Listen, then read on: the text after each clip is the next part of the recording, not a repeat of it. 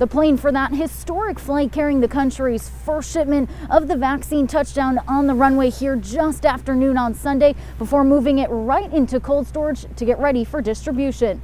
An historic landing in Louisville.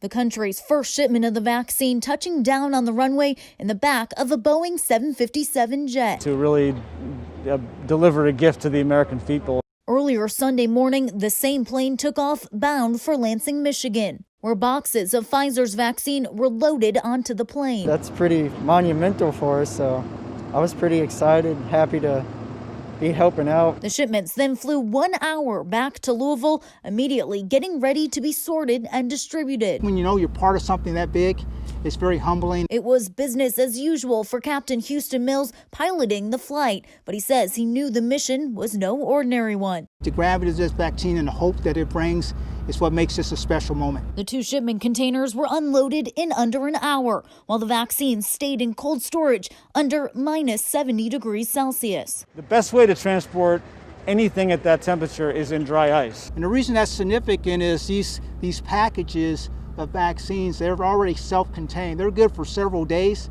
Once they get shipped out. The shipments, as they get sent out across the country, also contain trackers so UPS can monitor their security. We all believe this is the most important thing we've ever done in our lives.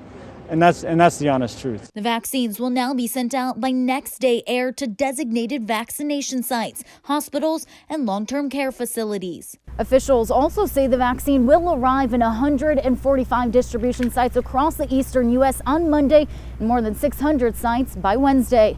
For the Night Team, I'm Tyler Emery.